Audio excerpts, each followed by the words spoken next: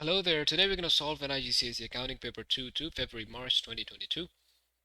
This paper was highly requested by a lot of people in the comments for the previous videos, and someone even got in touch with us privately through WhatsApp just to, let us know that we have to record this.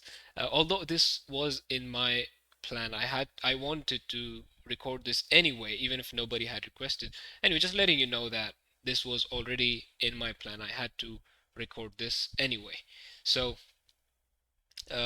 okay, let's begin. Before we begin, let's understand the paper's structure. We have 5 questions, 20 marks each. 5 questions, 20 marks each. We have a total of 100 marks.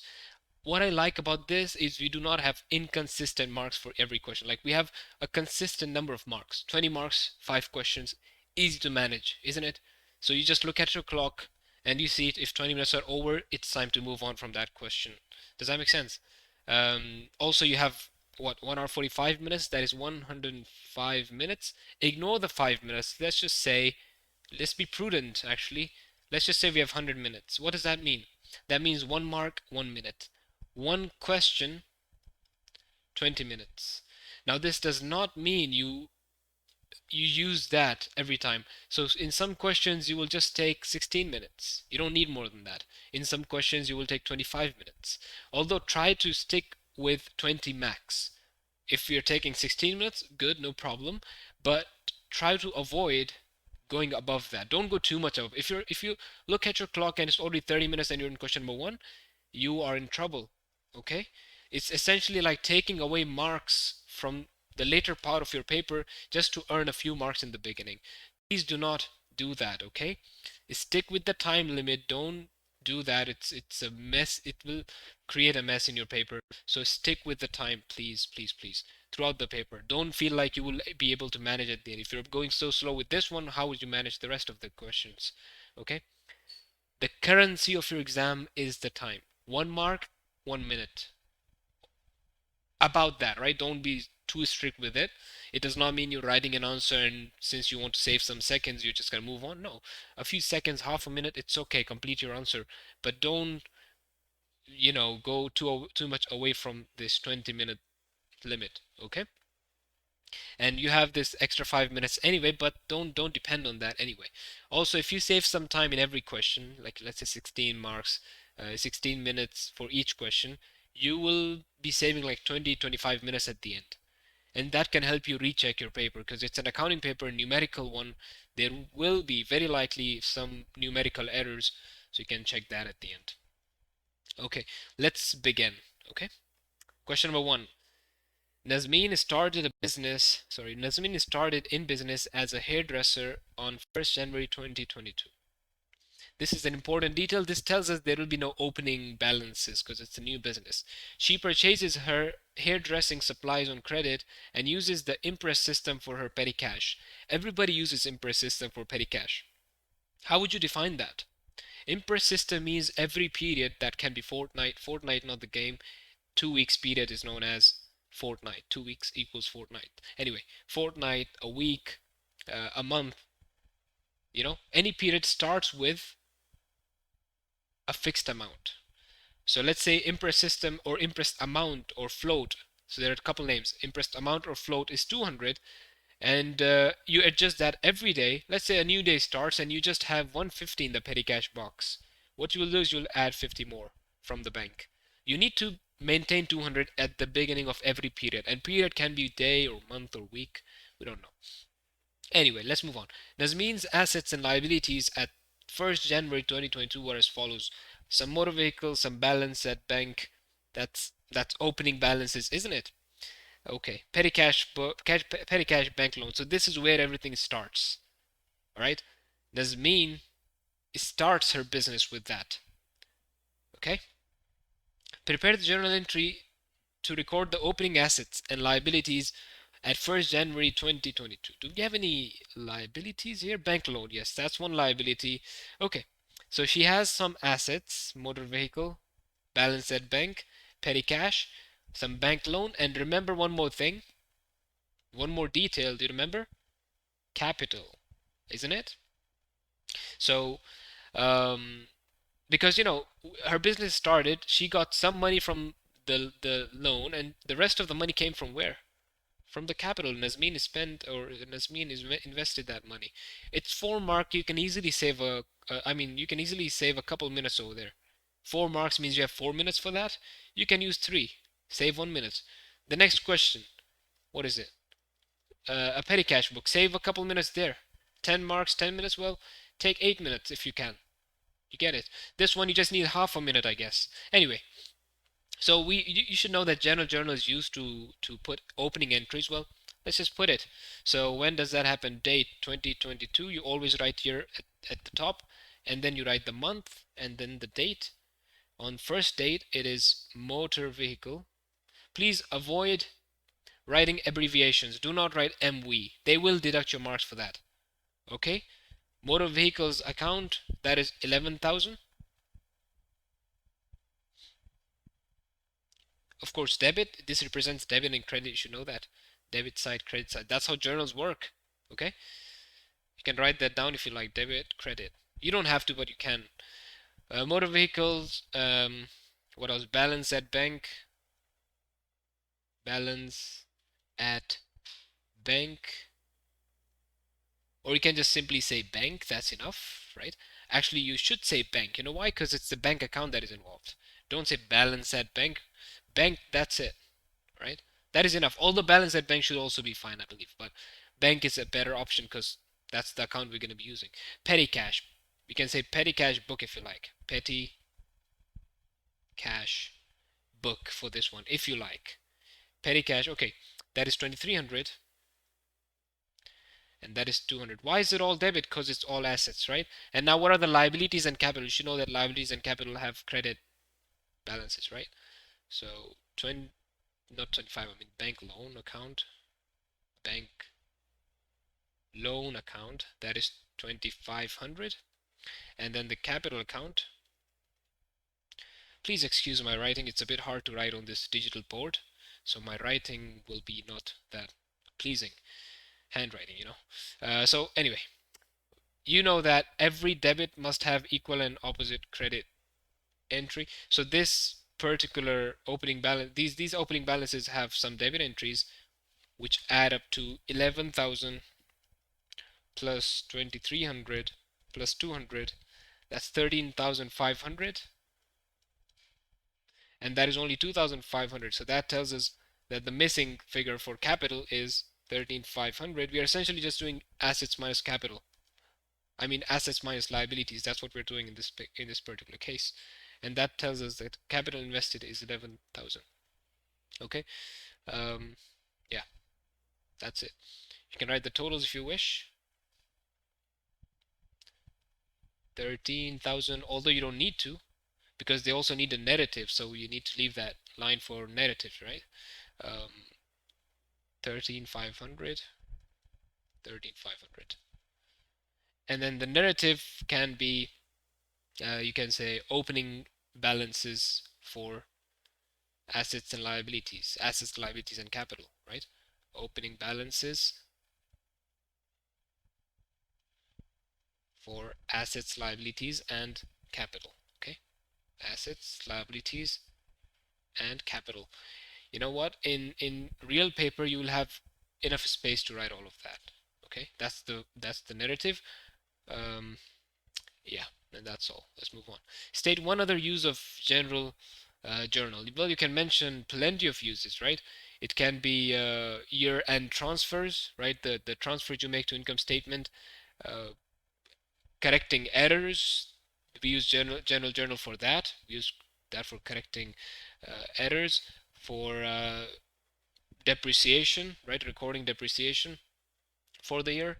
We use it for that. What else? Adjusting our provisions for doubtful debt. And there are more, definitely. There are so many more, but we'll stick to those. I mean, you just need one of them. So we can say year-end transfers.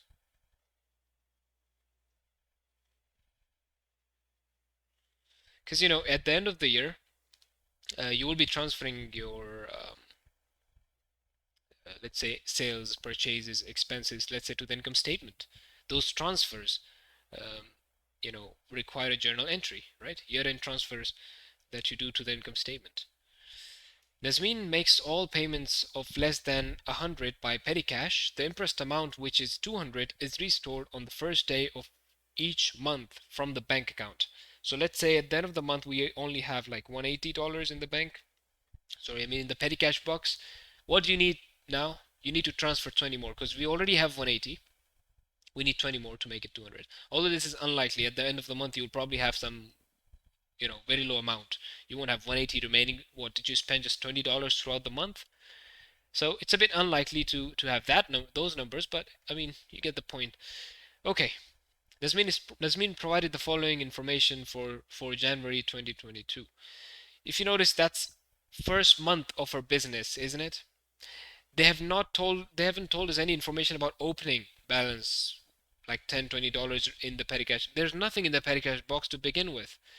She will start her business with 200 in the petty cash, which is given in the previous question, which should be assumed, of course, because it's first month of her business, and that's what she should have in the petty cash. Okay, now to be able to draw this petty cash book, I will rotate the page, and on another tab, I've opened the same PDF so that I can look at the questions here. All right, so we start with opening balance, which is January 1st. And at first we have, this is essentially like the debit side of it, and that's the credit side of it, okay? That's how it behaves. So 200 is what we have. We got it. This is our opening balance, let's say. Opening balance.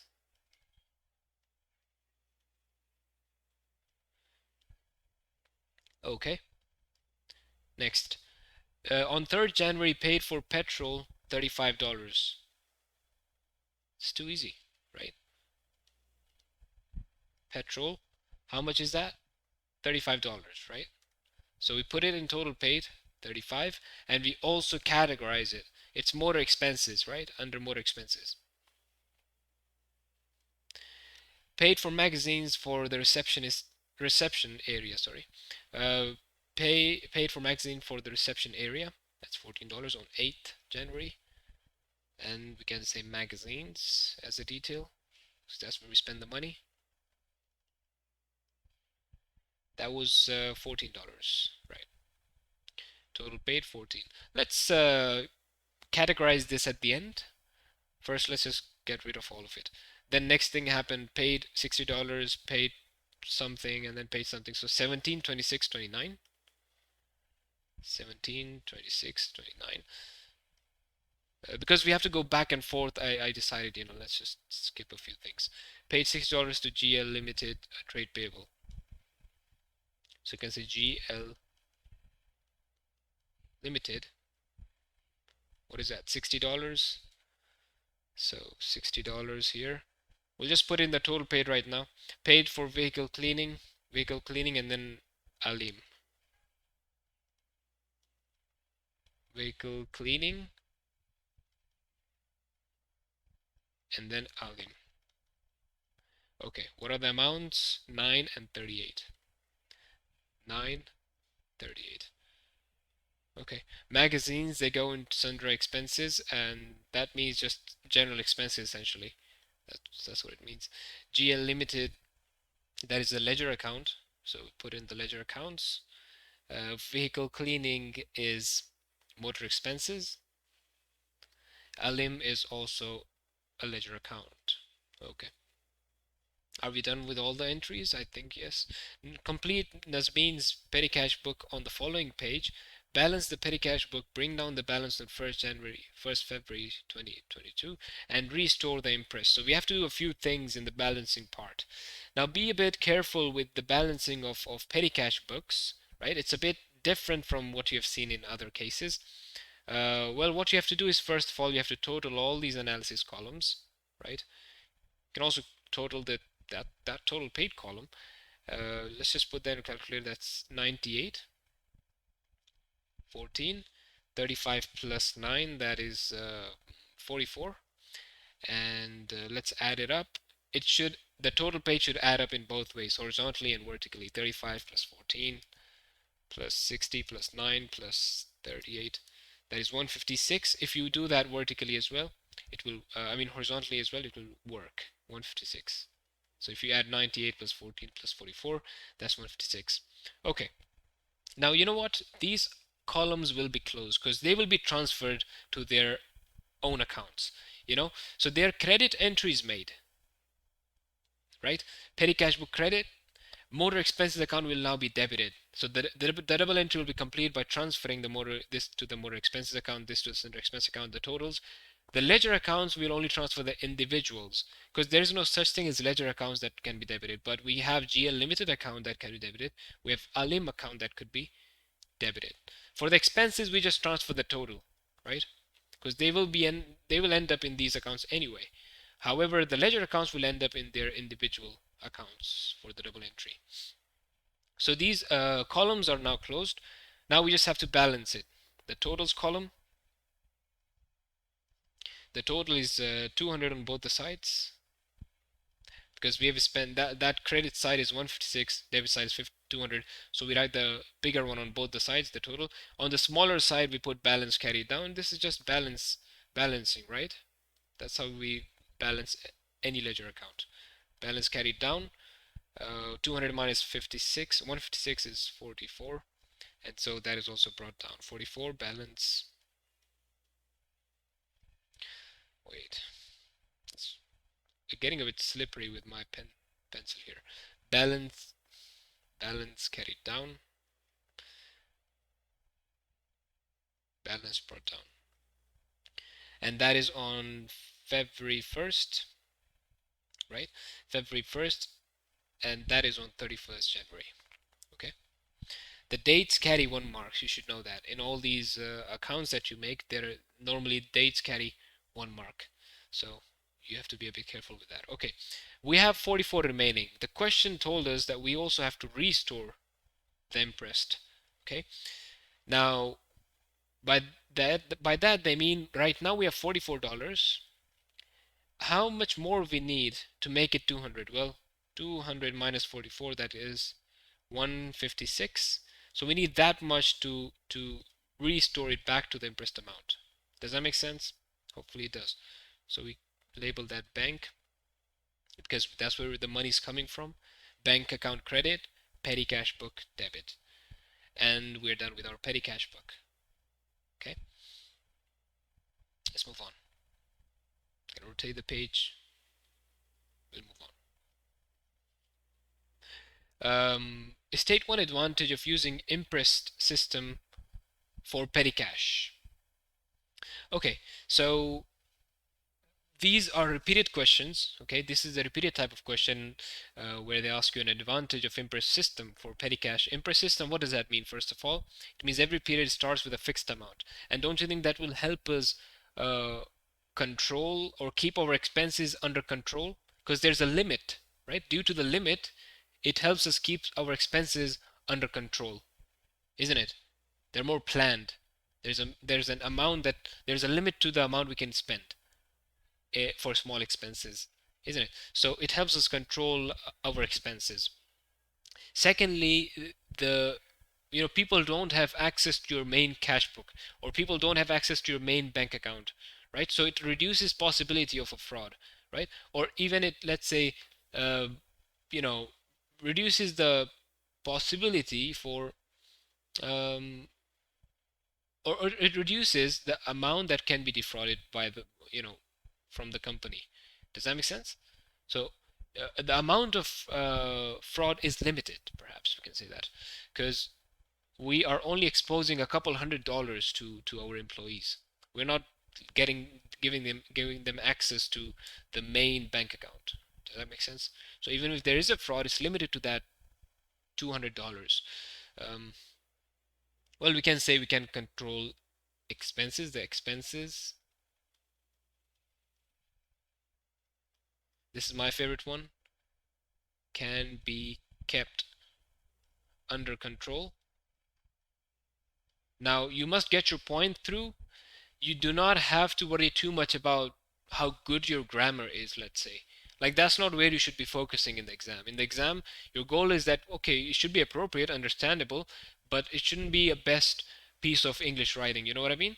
Just do it, and don't worry too much about very tiny details of your, let's say, English language. Take that part easy, so you don't waste your time on that. Just make sure your point goes through appropriately.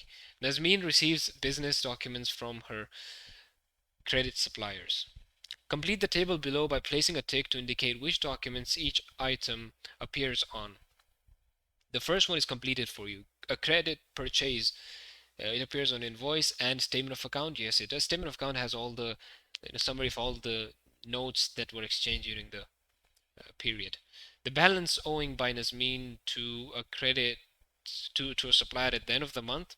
Well, the balance is shown only in statement of account, isn't it? That's one of the purposes of the statement of account, just to show the balance due to the customer, like what's due at the end.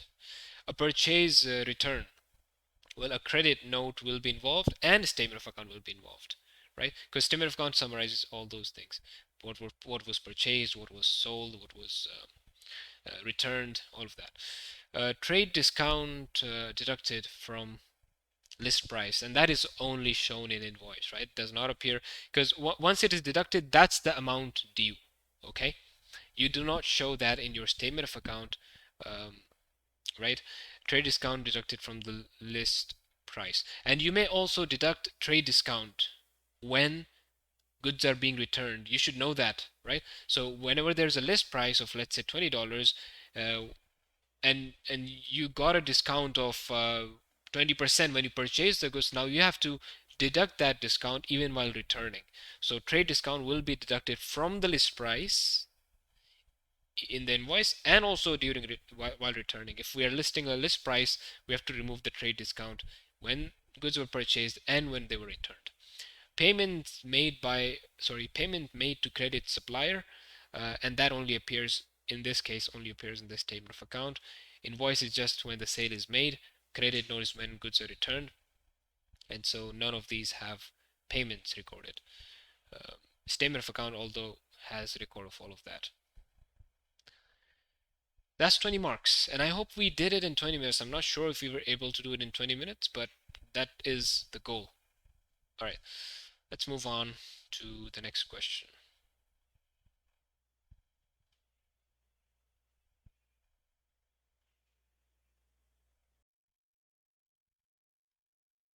Question number 2. Ravi is a trader. He provided the following information: 2021 1st February, sales ledger control account, debit balance, sales ledger control account, credit balance. You should know that sales ledger control accounts, another name can be total trade receivables account. It's the same thing. Okay, that's total trade receivables account. We have the debit balance, total trade receivables. It's your asset, right? Your receivables are your assets. They should have a debit balance. However, in some cases, you owe your customers, right? This account represents your total credit customers balance, right? So sometimes they are your liability. Why is that? What if your customers have overpaid you? What if they've paid you in advance? What if they've paid you the full amount although you gave them a discount? So in all these cases, they have paid you an extra amount of money and you now owe them that. This is what the smaller balance represents. This is the normal one, the regular receivable, but in some cases you owe your customers because you, well, let's say, took some money which didn't belong to you for some reason. Either it's in advance or, but for some reason, they are a liability for you. And those reasons are listed in your syllabus. I mentioned a few seconds ago, I mentioned a few of them. So let's begin with that.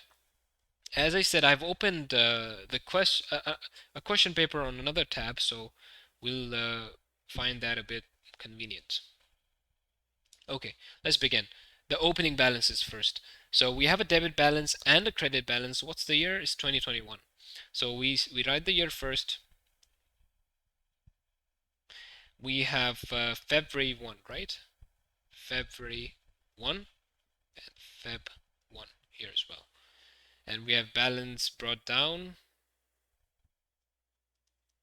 here and balance brought down here. What are the amounts? 12,510, 12,45. 12,510, 12,45. Okay, so these are the opening balances. What's next? Totals for the year. Of course, you should know that we deal with the totals, and this is total trade receivables. Cash sales have nothing to do with it. Okay, so we'll take credit sales 134,000. When you make credit sales, does that increase your receivables or decrease your receivables? It does increase your receivables, and when receivables increase, when any asset increases, you debit the asset account. So we're going to say sales. What was the date? Of course, is the last date. So the opening balances are done, and then on the last, end of the year, we are preparing this, and so that's going to be February. So the year ends in January. January 31st. January 31st. Okay. Sales were how many? 134,000. Okay. The next, cash sales, they have nothing to do with this account because cash sales are not receivables, they're already received. Nothing to do with receivables. They're not our credit customers. Bank transfers received from credit customers. The amounts you receive from your customers, bank is debited and your receivables are credited. One way to think about it. Another way to think about it is when you receive the money, it's not a receivable anymore. Now, this reduces your receivables because you've already received the amounts. 96250 goes to bank. 96250 goes to bank. So bank debit and receivables account credit. Cash received from credit customers. Some of them also paid you cash. Others paid bank transfers, but now some of them paid you cash. 12,890, 12,890. We received cash, cash debit, this account credit. Same date, so we don't have to write that again. Done. Returns from credit customers. Now, when the customers return you some goods, do you think your receivables are going to increase or decrease? Your receivables are going to decrease. You're not going to receive that amount anymore because they just returned the goods. So that reduces your receivables by 4,000. 4,000. And that is sales returns. Okay. Some people might memorize the format, but you can also understand the format if you like. Irrecoverable debts. Are you going to receive that amount anymore? Does that increase your receivables? No, that reduces your receivables. So put it on the credit side, 9,100. Irrecoverable debts, previously known as bad debts, but the new terminology is irrecoverable debts.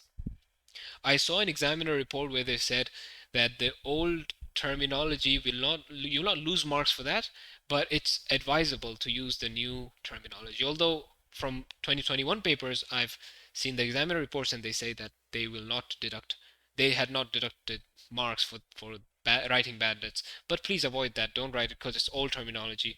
You never know when they would, they would cancel your marks for that. We don't know. But the thing is, be prudent. Use the new terminology. Irrecoverable debts. Okay, let's move on. Contra entries. Now, contra entries in the context of ledger control accounts, you should know that when there's a contra entry, that means you don't have to pay a certain amount and you won't even receive that particular amount. So essentially, you're giving up some amounts receivable and you will also not pay the same amount because you're canceling it with your, the supplier and customer, both things, right? So this happens when you are buying and selling from the same person, from the same business, right? A business is in your sales ledger account and also in your purchase ledger control account. So what you do is you cancel both the amounts, and when you cancel your receivables, essentially you're saying you won't receive that. Uh, for that you will credit your receivables account because you will not receive that amount anymore, and in your payables ledger control account you would debit it because you're not going to pay that amount as well. 1677 is cancelled from your book. 1677, so you remove it, and when you remove some receivables, they're going to be credited. Next, discount allowed. Yes, you do allow that because the discount received has nothing to do with it, but discount allowed, it is relevant because you allow discount to your customers. 4643, 4643, discount allowed. Okay. And also the logic behind it is discount allowed. One way to think about it is an expense. So discount allowed account debit and this account credit, because duality. One another way to think about this is your receivables fall. When discount is allowed, you won't receive that amount anymore. So when receivables fall, when any asset falls, the asset account is credited, like just like this. So yeah, that's it. Interest charged on overdue sales ledger accounts. Now, when you charge interest, you're going to receive that amount. You expect to receive that amount in the future. 1104, 1140. This is your receivable. This increases your receivables. Interest charged. One way to think about this is it increases your receivables. Another way to think is interest charged is an income. When you are the one charging the interest, it's an income for you. And income accounts are credited when you earn them. So this account must be debited, right?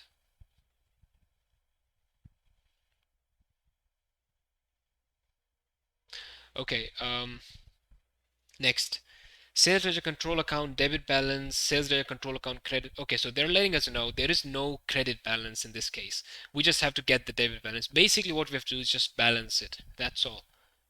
That's all they're asking you to do. Just balance it. That's all they want, okay? So leave a space just in case. We'll add up the debit side, we'll add up the credit side. We know that the balance will be debit because they've indicated that. There is no credit balance. There will be a debit balance, which normally is in a total trade receivables account. We normally have a debit balance. And so we'll say balance brought down. We don't know what's going to be. Balance carried down. This tells us that this credit side is going to be smaller. Well, let's just add it up. 12,510 plus 134,000 plus 1104. That gives me 147,614. If you want, you can write it on the top here, on the side, just for temporarily until you figure out which side is bigger. But in this case, we know debit side is bigger because you know that the bigger side goes in the totals column, 147,614. What about the credit side? What's the total there? Let's add it up. 1245 plus 96250 plus 12890 plus 4000 plus 9100 plus 1677 plus 4643. 129805. And now you subtract the two. 147,614 minus the answer 17,809. Of course, that goes on the smaller side, and we bring it down on the opposite. So 17,809 ends up here. This is our receivable for the period. Well, they have told you to bring down the balance on 1st February 2022. So make sure you do that. 2022 February. Make sure you label that. Okay. Don't forget the dates. Sometimes they give you marks for the dates. In this case, I'm not sure because there is not much to do with dates, but of course you need to get them right. All right, that's 10 marks, guys. If you think about it, this is 10% of your exam. That's a big deal. 10% of your whole exam is this question. And you know what? This can be even memorized. So if somebody has no idea how this works and they just memorize this format, they're getting 10% of the paper correct. Although, of course, that's not advisable. You don't do that. You just don't memorize things and go to the exam, especially when it's accounting.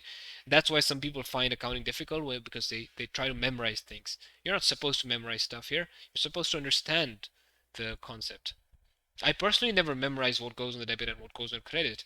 I think about it logically, right? Whatever increases your receivable is going to be debited. Whatever decreases your receivable is going to be credited. That's all. State the accounting principle which is being applied when irrecoverable debts are written off. Well, we are being prudent by applying that because we are not overstating our profits or our trade receivables. So, prudence.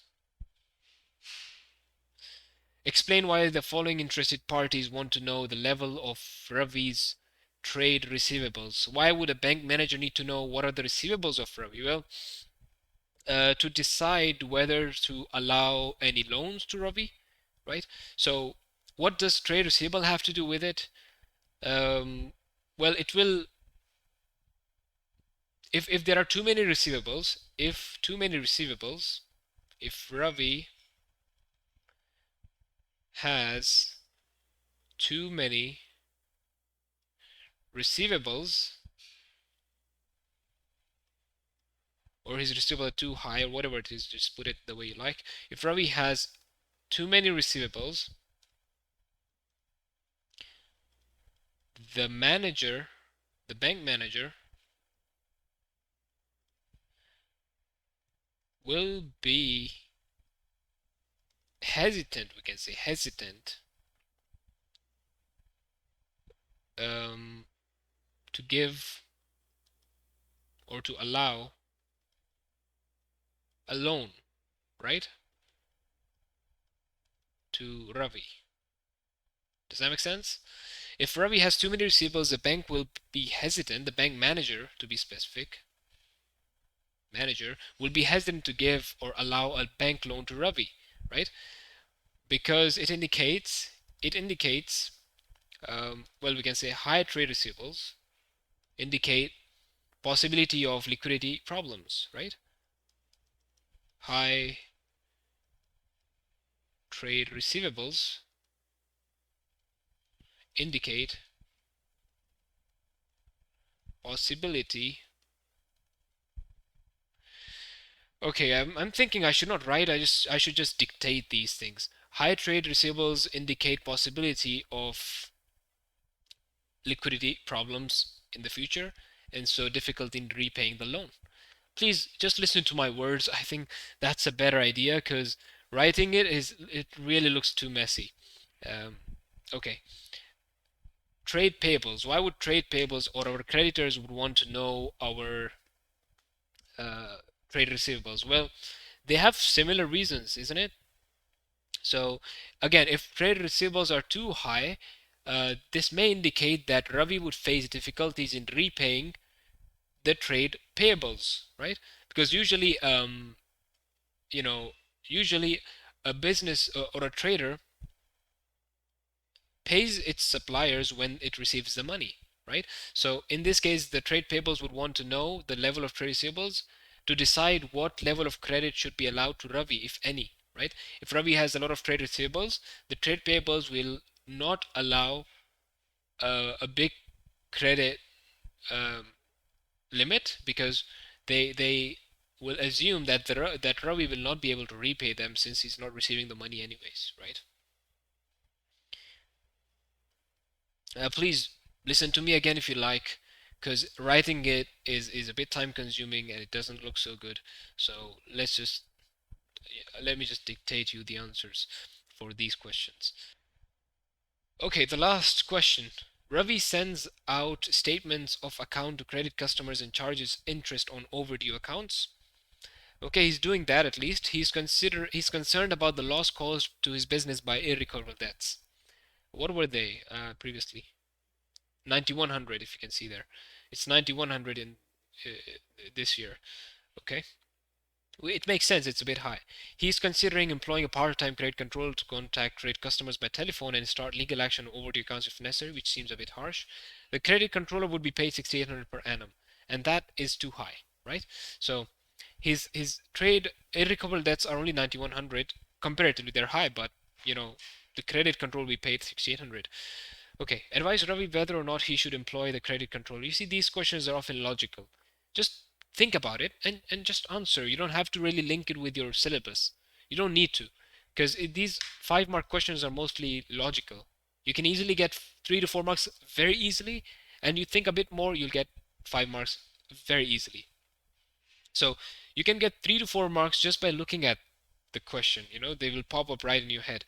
But you can give it some time and you can get easily the whole 5 marks. In this case, whether he should or he should not. So let's just give a couple points for why he should employ a credit control and then a couple points for why he should not employ a credit control and then justify your answer. I already know my justification. I'll say at the end, do not hire a credit controller. I would say that. You can give your own justification at the end, but first you need to mention points from both the perspectives. So why we should employ a credit controller? Well, we have irrecoverable debts, so it will help us avoid that, or it should lower. It should not avoid ridiculous. It's not possible, but it will help us lower uh, irrecoverable debts. Secondly, we will be quicker with receiving our trade receivables, which may help us gain credit from the suppliers. Does that make sense? So in the previous question, your suppliers will be interested in your accounts and they will check your receivables.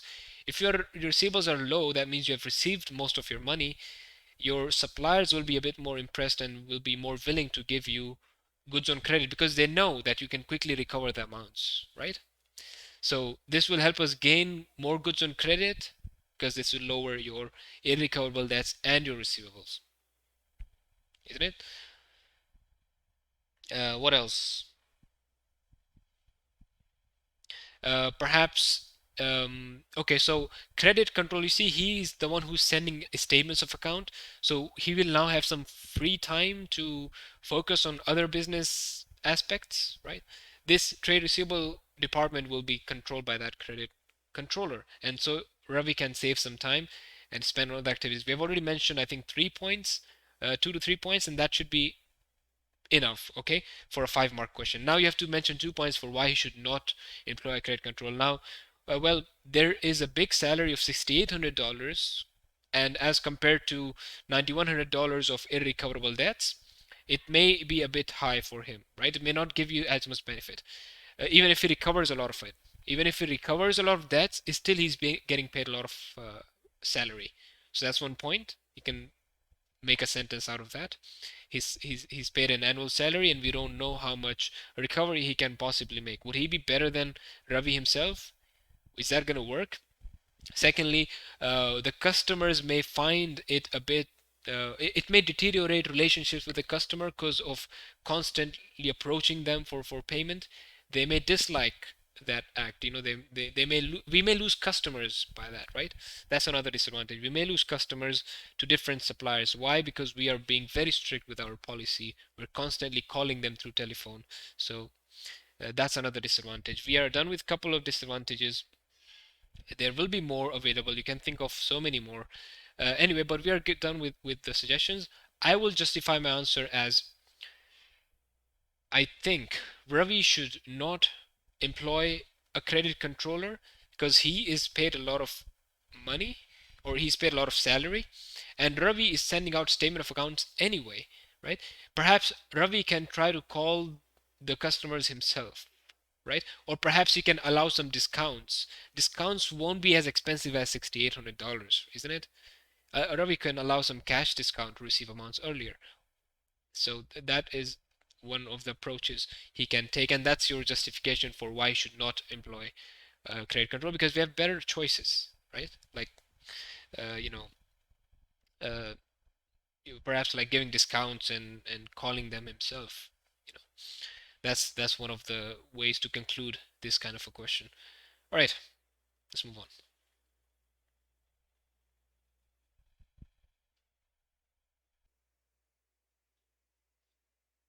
Question number 3. Pari owns a clothing factory. Her year end is 31st December. At 31st December 2021, her ledger account balances included the following. Okay, so we're dealing with a manufacturing accounts question. You should know. Okay, you should know that few things go into manufacturing account and few things go into an income statement. You must be able to tell what goes where. Okay, you need to know this classification because um, it's in your syllabus. You must read your book for that. Pari owns a clothing factory. Okay, we have 3 types of inventories in manufacturing accounts. You should know that. Opening balances of raw material working. These two go into manufacturing account, and this goes into income statement. Revenue goes into income statement. Purchase of raw material, anything to do with raw material goes into manufacturing account. Wages, well, factory operatives. These are direct labor, so manufacturing, factory supervisor, indirect labor, again manufacturing. Anything to do with office goes into income statement.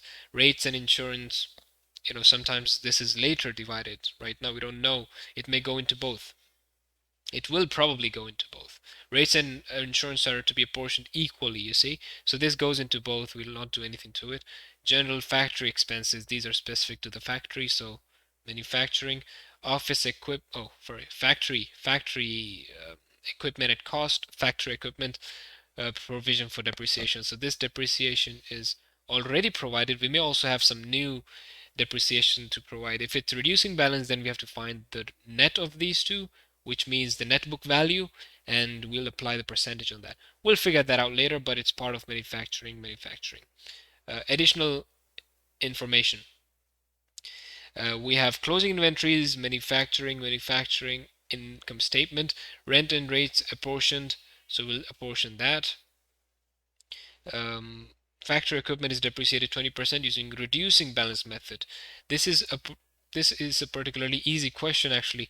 How do you calculate reducing balance method? Well, we first calculate net book value, which is 100,000 minus 36,000, and that is going to be 64,000. I'm just going to confirm because I just did that mentally. Okay, 64,000. Just to be safe, sometimes you feel like you got it right, but you never know. You never know where you're getting something wrong. So be always use your calculator. Be careful with that. I forgot to read this note. At 31st December 2021, general factory expenses 500 were unpaid. So this is accrued expense, and when you don't pay an expense, but it belongs to the period, well, we have to add that amount and supposed to divide that by 2. Sorry, general factory expenses will add 500 because they were unpaid, but they belong to the current year. We apply the matching principle, right? And secondly, don't forget that you can use this space in your real exam. You can use this space to do your workings, right?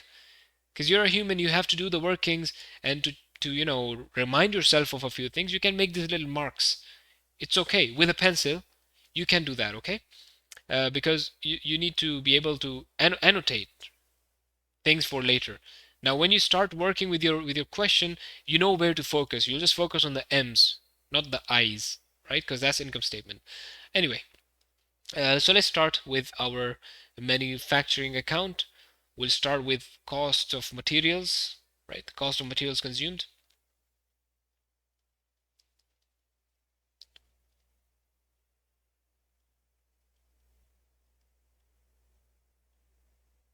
Cost of materials consumed, that's the heading. And under that we have the opening inventory of raw materials plus purchase of raw materials. Be careful if there's any carriage inwards of raw material. There isn't in this case, but if there's any carriage inward, you have to add that to the purchase of raw materials. So opening inventory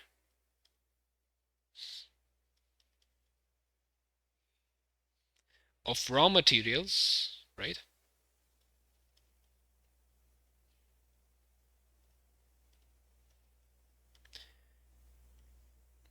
Let's just use the second PDF, 6100 plus purchases of raw materials.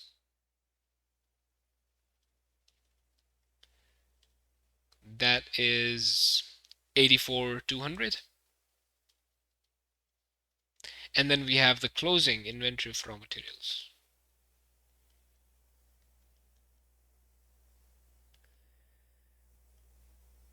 Raw materials.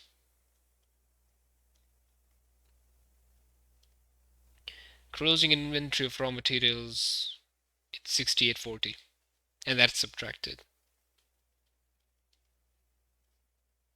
What's the net of that? 6100 plus 84,200 minus 6840. That is 83460. 83460. We're done with the materials, and now we have direct labor.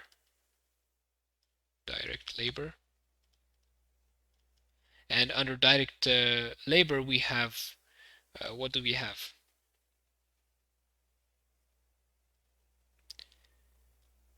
There were wages of factory operatives, right? Or we can say direct wages, right? Direct labor wages, under which we have factory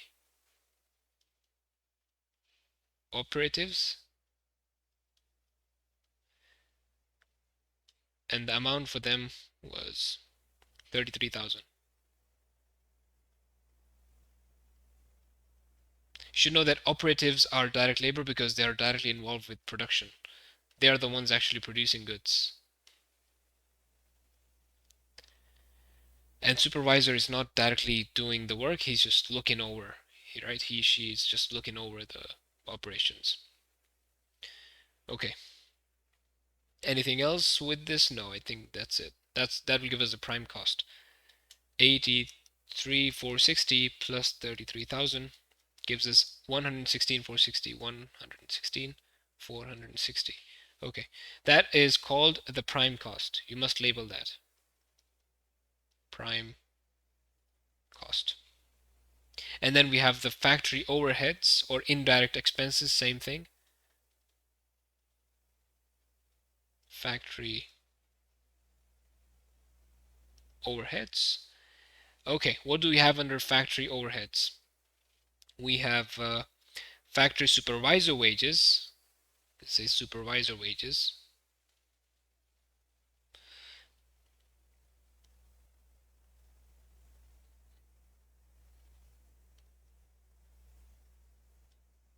Supervisor wages. And those are 26,000.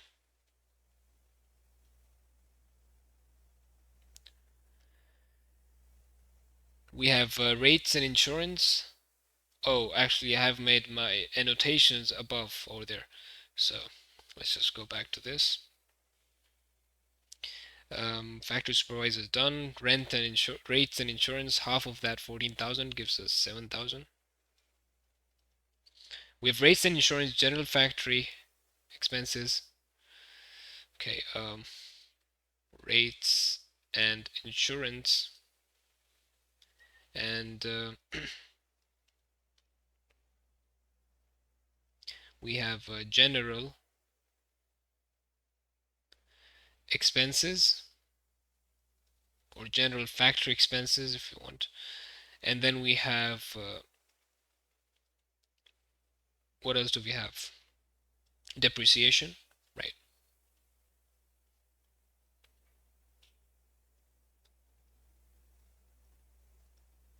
Depreciation of the equipment.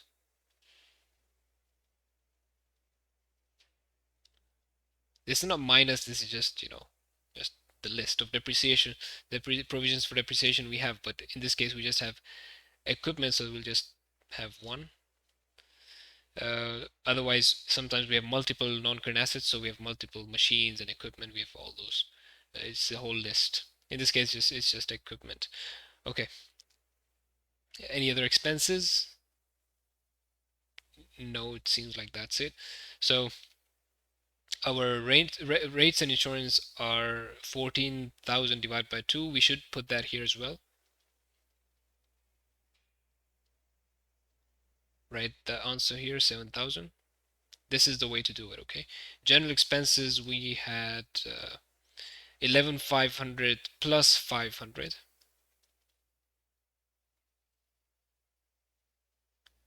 Plus 500, that is 12,000.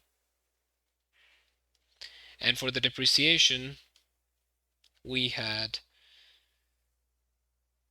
100,000 minus 36,000 times 20%. 100,000 minus 36,000 in the bracket times 20%. There we go. 100,000 minus 36,000 is 64,000 times 20% is 12,800. 12,800. And then, oh wait, should put it there at the bottom. Like, I was supposed to put that here. Sounds good? Because it should be in line with the equipment thing, equipment detail. So just put it one line down. That'll be good. And we just total the expenses now and put it in the next column. 26,000 plus 7,000 plus 12,000 plus 12,800, 57,800. Are we done? Should we just add it up? We should. But then are we done? Think about it, please. 116,460 plus 57,800. That gives us 174,260. Okay, now, what do you think? Are we done with it? Is this the cost of production? If I take you back to the details, you see we also have M with the work in progress, right? Now there is an adjustment for work in progress you all should be aware of. You have to add the opening work in progress, like opening inventory. Add the opening work in progress. I mean, it is an inventory. Opening work in progress is added. Look, do not use this abbreviation in your exam. Do not save WIP, not allowed. Use work in progress. I'm just saving some time here. Add opening work in progress, which is 9420, 9,420, and subtract the closing work in progress. Let's just add it first. Plus 9420, 183680, 183680, and then minus the closing work in progress, less closing work in progress. You are supposed to write the complete form. You must write work in progress. You may even lose marks for writing these abbreviations. Okay, so we have to subtract 9885, 9885, subtract that, minus 9885, 173,795, 173,795, and that is our cost of production. Okay, we'll use that under our cost of sales, cost of production. All right, done with that. That's 9% of your whole exam, 9 out of 100. Not bad. Then we have the income statement.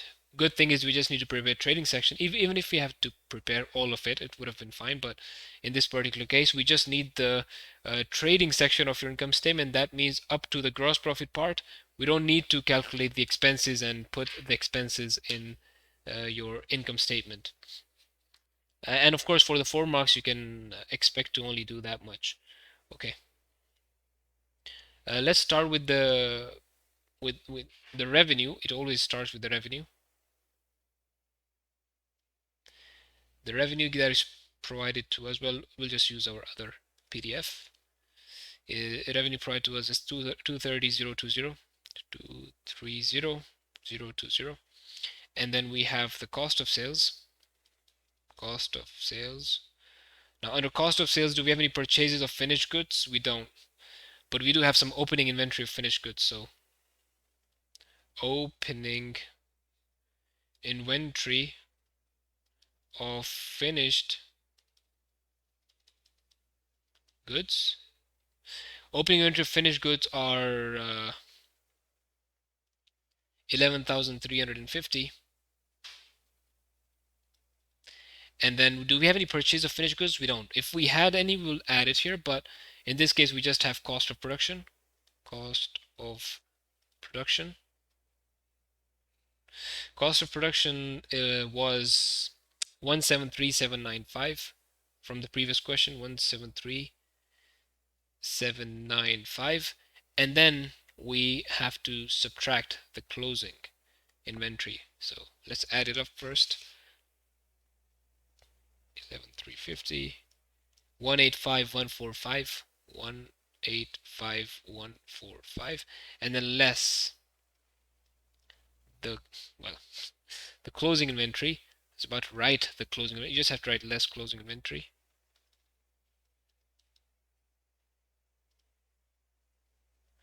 closing inventory was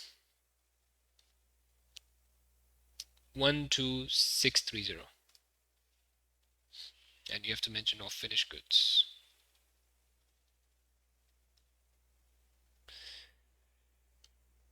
12630. 12630. Okay. Please again excuse my writing because I cannot write now. It's too slippery, my fingers and the board and the pen. So everything is not working well for me with the digital drawing right now. 172,515. 172,515. That's the cost of sales. Okay, so we just do revenue minus cost of sales, or sales minus cost of sales. Same thing. Revenue, sales, same thing. Subtract the 230,020 minus that answer is 57505. 57505. That's it. That's the gross profit. That's what they wanted. Okay, done with that. Let's move on. Calculate gross profit, gross margin. Your answer should be correct to decimal. 2 easy marks. 2% of the paper, very easy. Okay. So gross margin would be gross profit, which we got previously, 57505, over the sales revenue, which is 230020,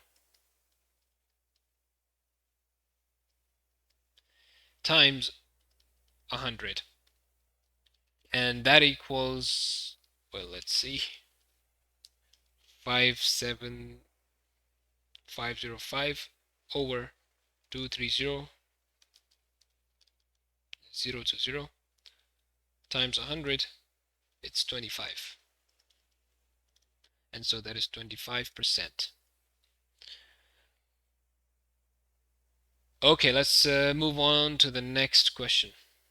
Puri is disappointed in her cost of production and gross profit. She's disappointed for that. 57. Okay, her cost of production, is it high? Well, according to Puri, that is high. Okay. She's considering buying in her products instead of producing them in her factory. Advise Puri whether or not she should start buying in her products. Okay, so she's planning to purchase the products rather than to make them herself. Okay. Um, well, why she should? Well, we should give some points of why we should buy from outside, and why she should buy from outside, or some other reasons on the opposite end where we can say why she should not purchase from outside. She should keep producing, right? Okay, so let's begin. Uh, well, one thing is she may be able to find cheaper, she may be able to find cheaper finished goods rather than making them herself, right?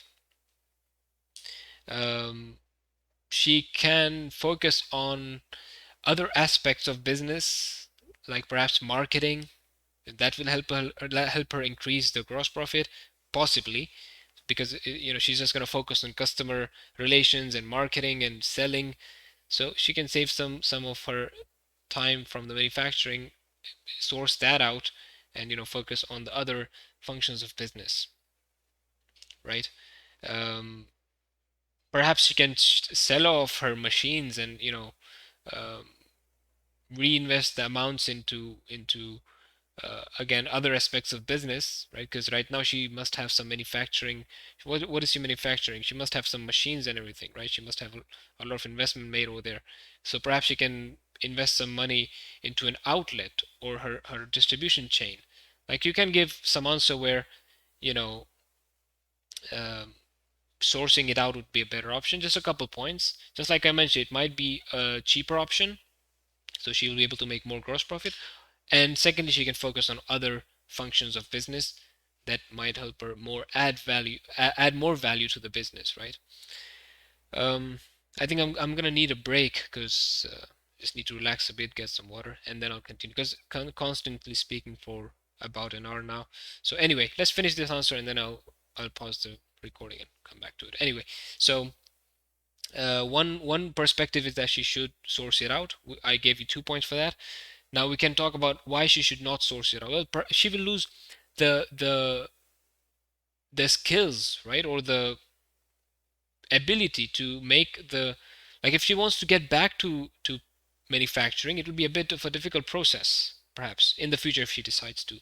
Secondly, now she's dependent on her supplies from other people, isn't it?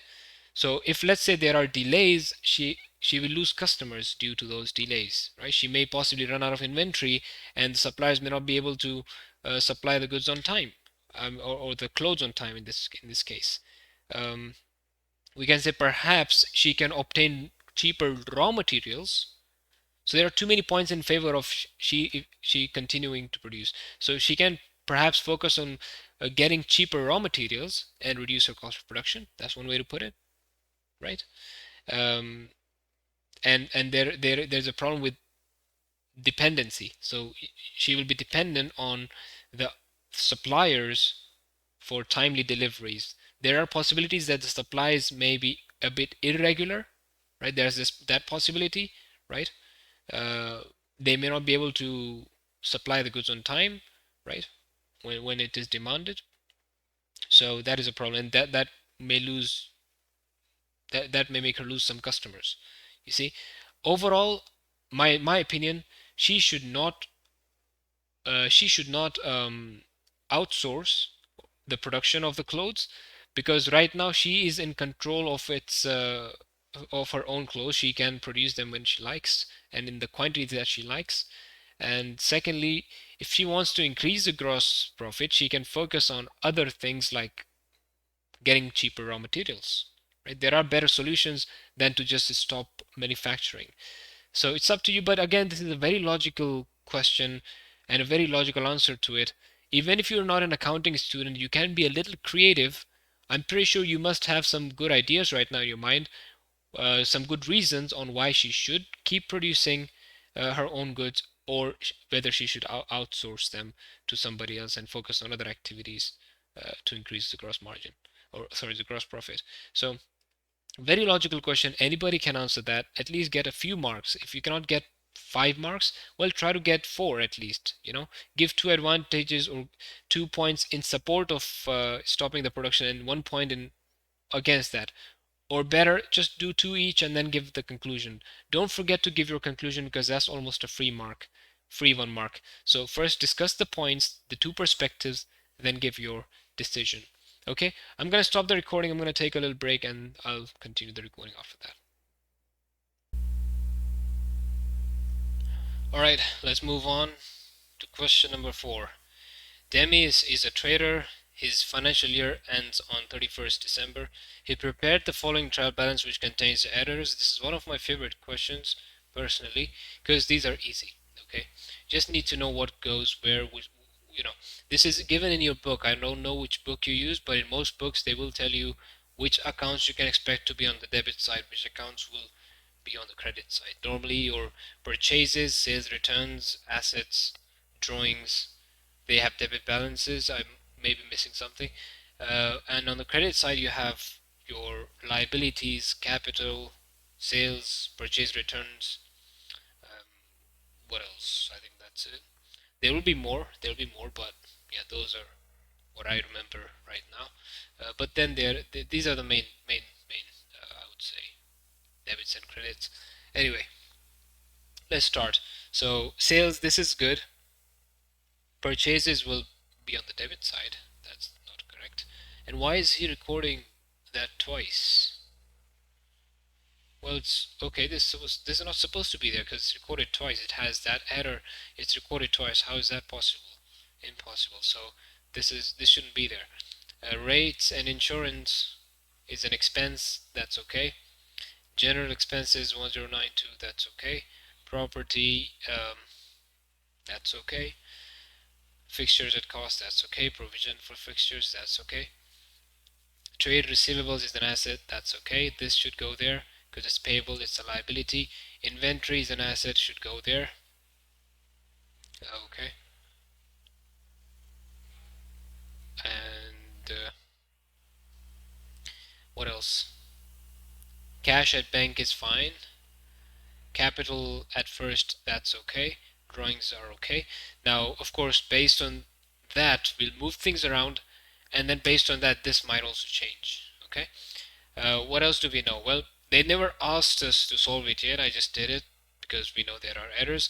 There are $80 in petty cash box at 31st December 2021. That is another list. Like I mean, that's part of the list also. It's not given already, so you have to create a new line. There is $80 in petty cash box, so you have to make a new line for that. $80. The value of inventory on 31st December 2021 was included in the trial balance.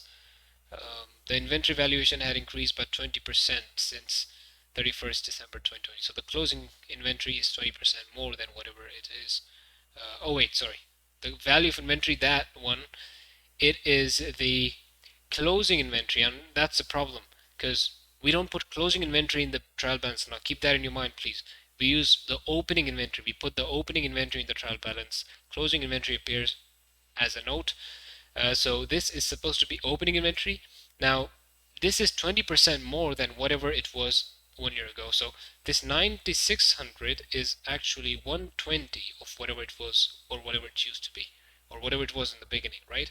So 120 in the percentage units, because it's 100 the original, 20 more than that, that's what it is. And so we divide that by 120 and multiply with 100 to get the original amount of inventory, 9600 divided by 120 times 100, and that gives us 8,000. Does that make sense? 8,000 is supposed to be here, not 9600. 8,000. And this is a new line that we have to create. And that's all. That's all. Just move these things around. Well, that's it. It's not bad at all. A very good question. Let's do it all together. It's 6 marks, means 6% of your paper. You're getting 6 free marks, really. I mean, these are so easy. Let's open our extra PDF here so we can easily move around. Sales 90,052. Purchases, we'll write it once, 52,420. Perhaps you can skip the video here because I'm just going to be writing these amounts. 11,500 as an expense. General expenses 1092. Property 92,500, then 34,000.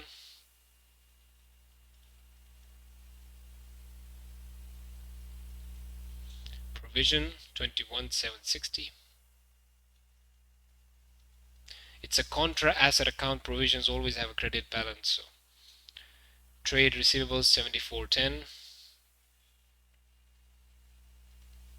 What an amazing question. You know, it's so good because it's a lot of marks for not a lot of work.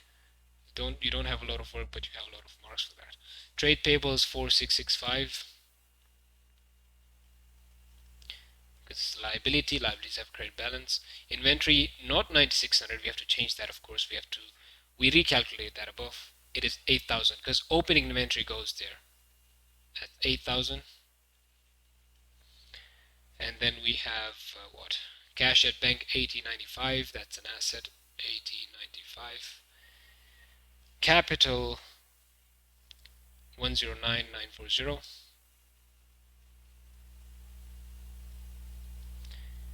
What else? Drawings 11320.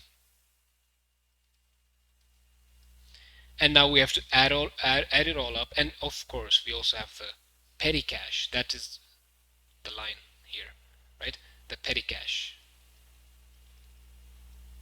Remember that extra one?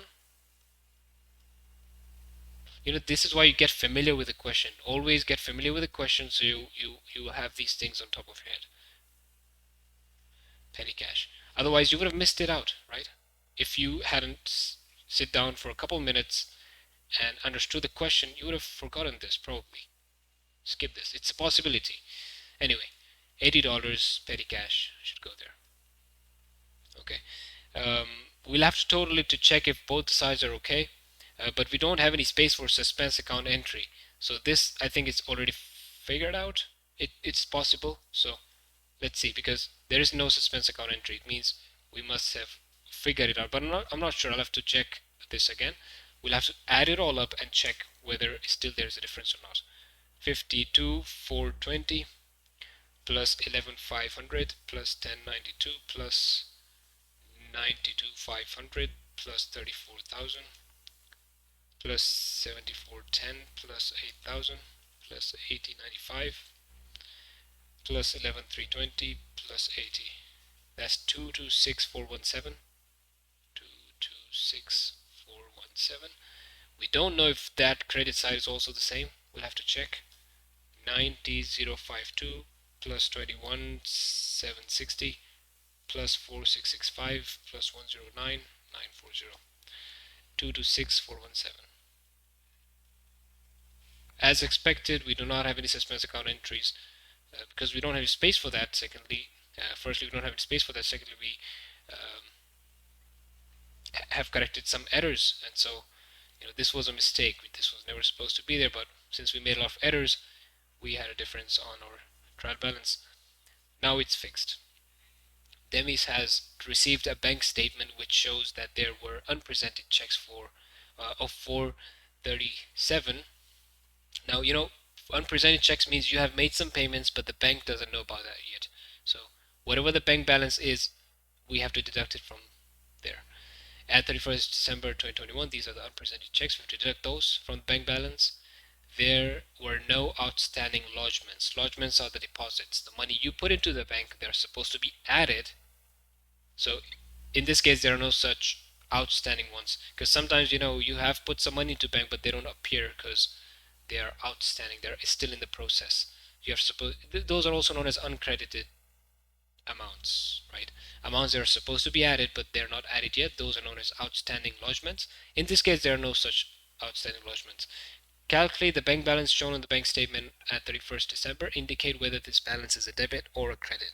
Now, the approach I like to take in this one is, because there's only one format you have to memorize, that is, you start with balance as per bank statement. Balance as per bank statement. This is what we are looking for. So that would be an empty space. We don't know that. From the balance as per bank statement, you should know that unpresented checks are subtracted, less unpresented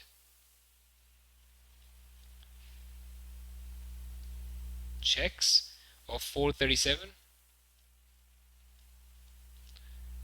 and the solution, since we don't have anything to add, we don't have any lodgements that are outstanding, we are supposed to add those uncredited checks, uncredited amounts, you're supposed to add those, but there are no additions needed because we just have one problem. And then this gives us balance as per cash book, or we can say updated cash book. Okay, updated cash book. So whenever you have a question about reconciliation, you can first update your cash book, and then the updated balance appears on this over here in this format. And so do we have a cash book? Well, we have balance at something like that. Cash at bank 8095, right? Our cash at bank is 8095. That is basically our cash book balance. And there we go. This way we can find what must be the balance as per bank statement. Well, we just add it back. 8095 plus 437, 8532. There we go. That is it. And it's a positive balance, and so that must mean it is a credit balance. It is credit balance. Since they want us to indicate whether this balance is credit or debit, you should know that a positive balance in your bank means a credit balance in your bank. Sounds good? Demis later discovered the following errors. Okay, there are 5 of these. What's the question? Okay, so we need to fix those with the double entry, which account debit, which account credit. The 2 types of errors from identify the following. Okay, and then we have to name a couple of them. Let's do it. Drawing of goods for own use 317 had been omitted from the books. That's error of omission. I don't know if they're asking, but it's omitted out of the book. So, well, how do you record drawing of goods? Drawing of goods. So goods for resale are now drawn by the owner. So drawings account will be debited. Drawings of goods for own use 317 have been omitted from the books. The good thing is they've also written the same thing over here. So the drawings account will be debit as always, any drawings you take, a drawings account will be debit by 317. Where is it coming from? What are we drawing? The goods for resale. What is the account used for the goods for resale? It's purchases. So purchases accounts will be credit by 317. Purchase returns 93 had been credited to the sales account. Sales account had nothing to do with it. They had no role. Sales account had no role in the purchase returns. So why did we credit that? Let's fix that by debiting it again. Sales account will be debited just to fix the mistake. What were we supposed to do with the purchase returns? Well, purchase returns account is credited when there's a purchase return, it is credited. So we put the entry that was required and we canceled the entry that was done unnecessarily. So our purchases returns. Now it may seem like that's a very tiny or tight space, but in your exams on a real piece of paper it will not seem that congested. It will be big enough. But since this is a digital format, it looks like a bit tight. But yeah, nothing to worry about. You can even, put it purchases at the top, returns at the bottom. Do it that way if you like. Okay, next one. A payment. Let me just confirm if this is same as what's shown here. It looks like it. Yeah. Yeah. So these details are the same. A payment for, actually they didn't have to put these 5 lines over here because they're repeating the same thing over here. A payment for property insurance 500 had been debited to the property account. Okay, so that is a property expense, and property account itself is a non-current asset.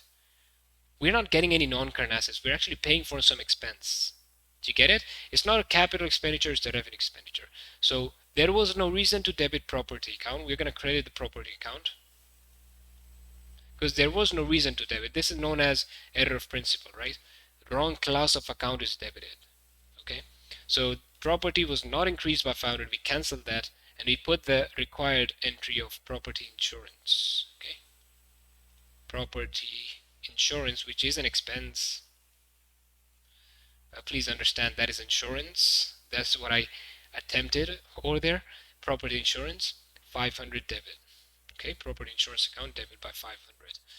Okay. Again, let me confirm if that is the same over here. Property insurance. Okay.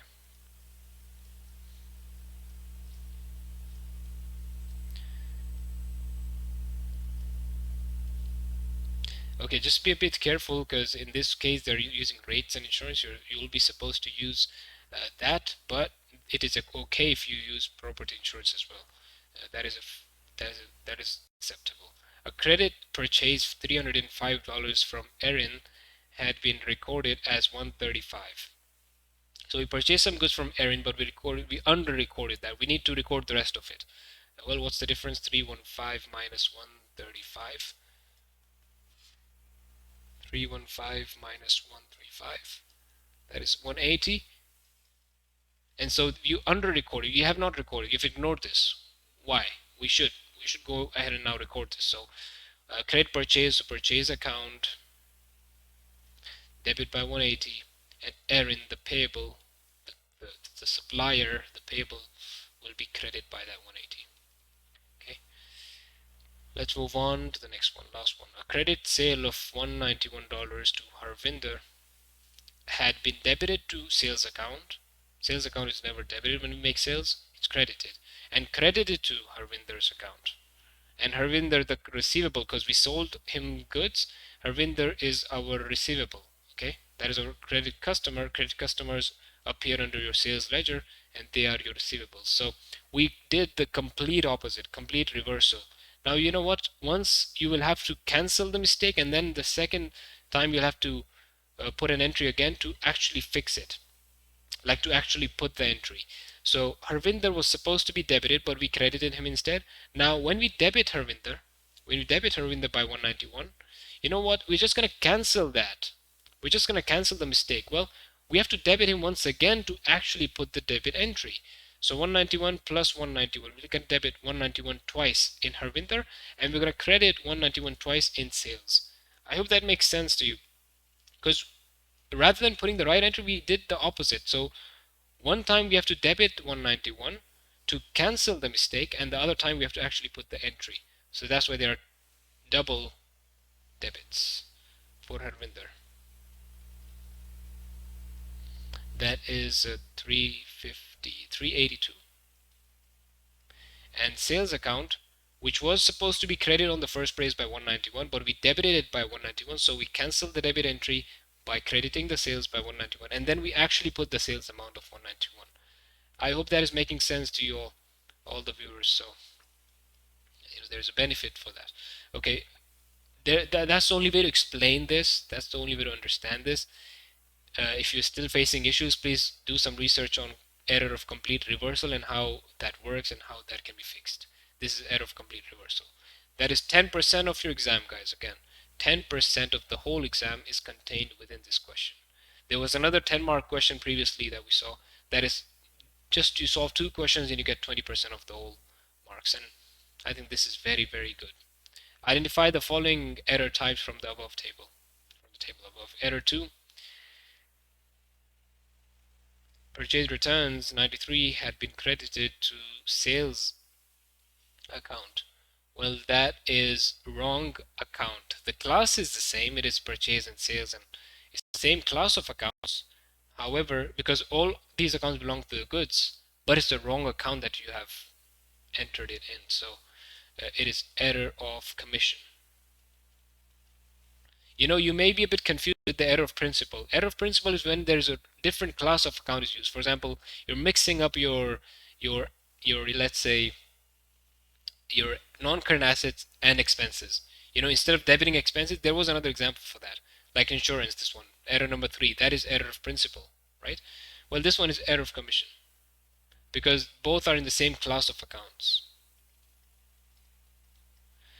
Error number 4 had been recorded as, and that is error of original entry. Whenever you record something at a wrong value, your double entries with the wrong value, that is error of original entry by definition.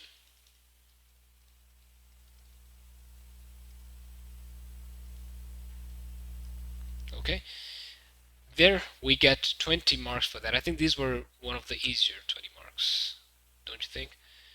Okay, now we have the last question. Let's go. Number 5.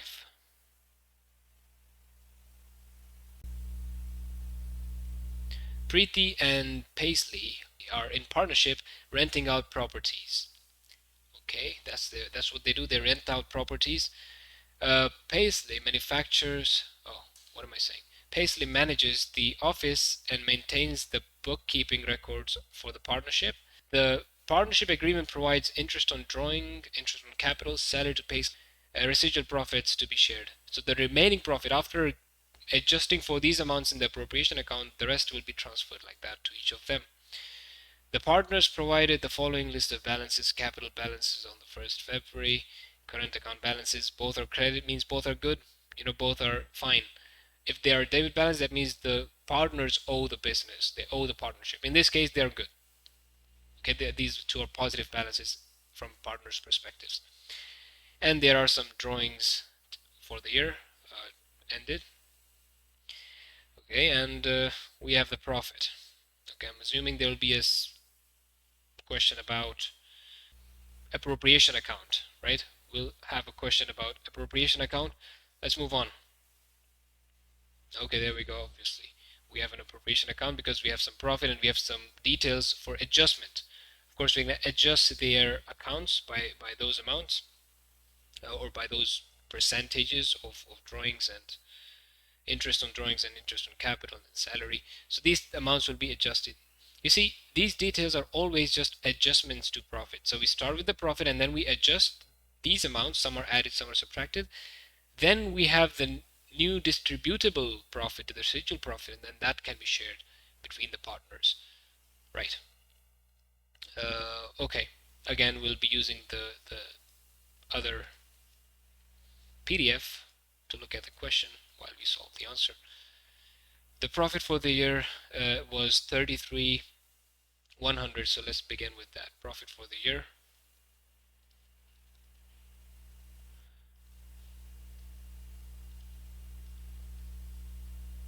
33,100. Okay. And next we can, what do we have? Interest on drawings.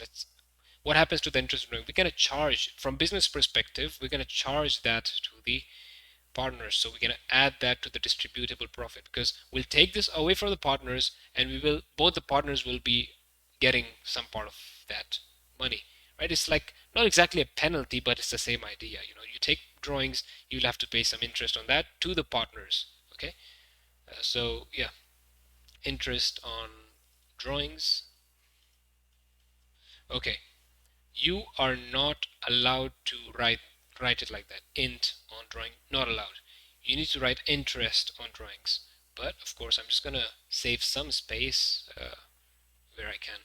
Okay, so we have the two partners for that, Preeti and Paisley. Preeti, guess what? Okay, 15,000 times 5%, 15,000 and 13,000 respectively. 15,000 and 13,000 times 5% times 5%, isn't it? 15 and 13, okay. Do not include drawings itself, just the interest on drawings appear in the appropriation account. You need to know the format for that. 15,000 times 0.15, that's 15%. Oh, 5%, sorry. $750.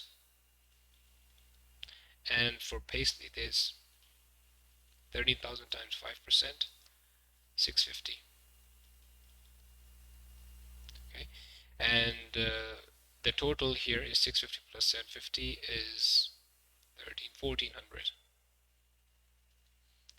It's supposed to be added, so let's just add it up. 33,100 plus 1400, 34,500. Because we're not adding anything else. The other two are subtracted. Interest on capital.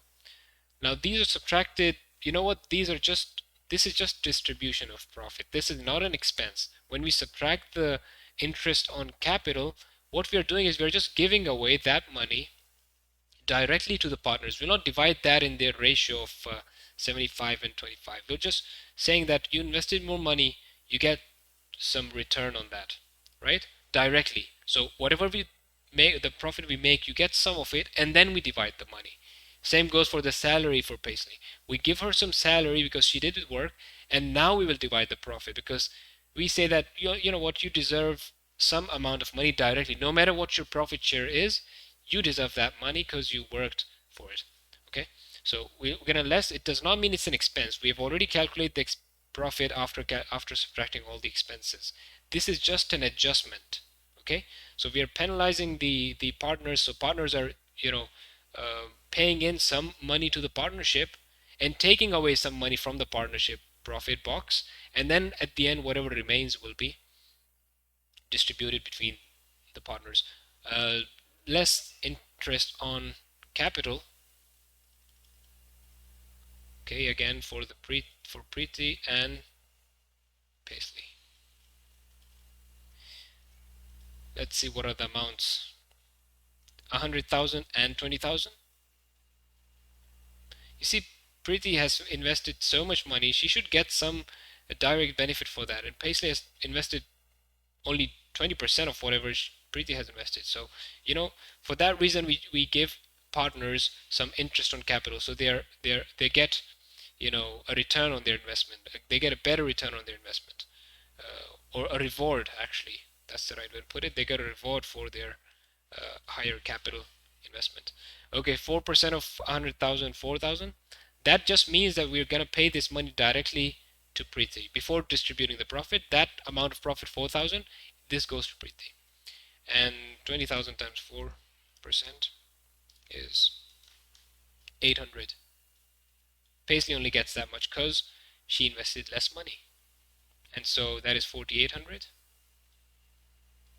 Please make sure you put brackets around it to indicate its subtraction. You can even put them around here if you like. It's up to you. Negative, negative, it's going to add up and then stay negative. Minus 4,000 minus 800 is minus 4,800. And we also have to subtract the salary. So we can just write here salary, and you don't have to write less because you've written once. You can write it again if you like. For whom? For Paisley. That is 6,000. No salary for Preeti because she probably didn't work. 6,000. Okay. Now this will be distributable. The distributable profit. 34,500 minus 4,800 minus 6,000. 23,700. We can divide this among the partners. Okay. So each of them will get some share of profit.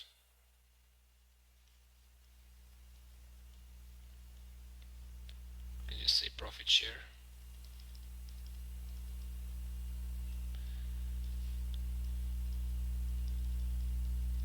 Preeti and Paisley.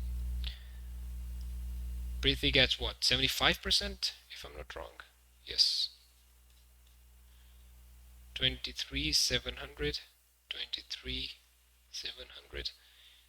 She gets 75% and she gets 25%.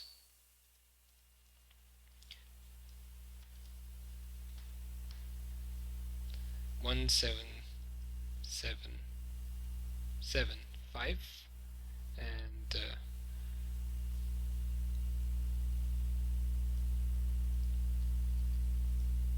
5925.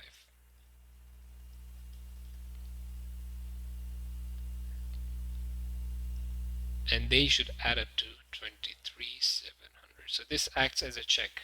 All of it is distributed. Yes, it is. Okay, done.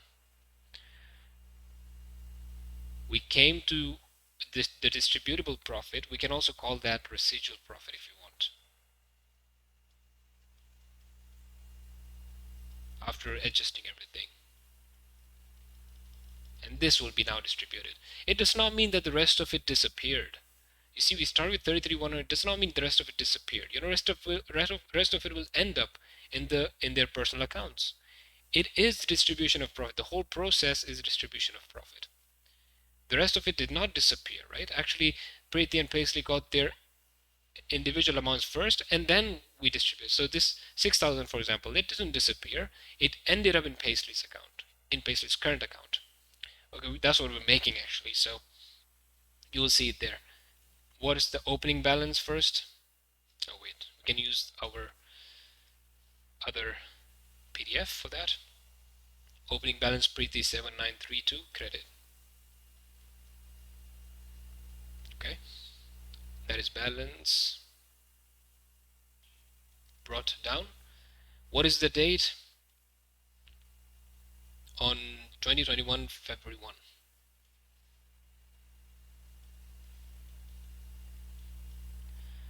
Okay, that's the opening balance. The rest of the information can be found through your appropriation account. And do not forget, one thing does not appear in appropriation account, but it appears in the current account is the drawing itself, right? So Paisley 13,000, and you should also know that drawings, interest on drawings, and loss on the partnership or loss for the year. These three details are debited. So drawings. In this case, we have a profit. We don't have any, so we will not have the third debit entry. But normally, in a current account drawings, interest on drawings have a debit entry, and loss on the profit also has a debit entry. So the drawings in this case for Paisley is 13,000. What about interest on drawings? That was 650. Don't forget the the date. That is the last date, 31st January 2022. Okay, and the interest on drawing, of course, on the same date. We don't change the date for that. What else? What are the credit entries? The amounts that will go into their accounts are credit entries. So she got some interest on capital.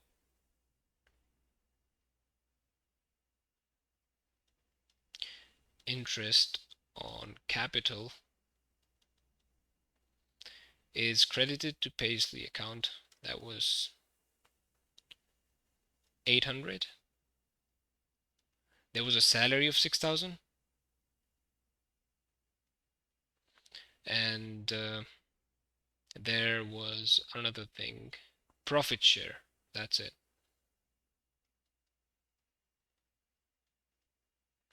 These are the amounts that go to Paisley. Paisley is entitled to these um, amounts, and she's charged with the ones on the debit. The ones on the debit, they reduce her current account. The ones on the credit, they increase her current account. And so her share is 5925. That looks like this is it. We do not have any other information. If, let's say, there is any unpaid loan interest, if Paisley has given us some loan, she's given some loan to the partnership, and there's some amount due that is unpaid, we are also going to credit that in Paisley account uh, by interest on loan. But if it is only unpaid, okay. Now let's try to balance this because they want us to do that. Leave a space for the totals column. We took opening balance as 7932, but that's for Preeti. It's 2350. Okay, so let's get rid of this. It's 2350 for Paisley. Now you can make these little human errors. In case if something happens like that to you, the worst thing is you'll lose a mark, right? It is natural. You may possibly make these mistakes unintentionally. So it's okay. If something like that happens, it's normal, it's natural. 2350. Your job is to know the concept as a whole. This is 15075. And what about the debit side? It's 13650. So the bigger side is credit, so 15075 goes here, 15705 goes here. The difference, 13650, will be the balance carried down, 1425, 1425, that is balance brought down, balance carried down. That's the last date. We've already written it, right? Same date, January 31st. And this is February 1, 2022. Okay. The last one. Suggest 3 reasons why Paisley may not be satisfied with his overall. I didn't even know it was a he, but okay. Suggest reasons why Paisley may not be satisfied with his overall share of the profit for the year to 31st January 2022. Okay. Well, perhaps because Preeti got a lot more, but it's based on the profit share. So we can say his profit share is much smaller, just 25% as compared to Preeti. Okay. Um, his profit share is less than Preeti. Okay, we can say first of all his profit share is much lesser. His profit amount is much lesser if they accept the two. Um, we can say perhaps he can earn more with another job rather than a partnership because he's essentially not getting an equal reward, right? Preeti gets much more, but then it makes sense though because he invested much less than Preeti. What else? Profit share is 5925. Just look at that. His salary is greater than that.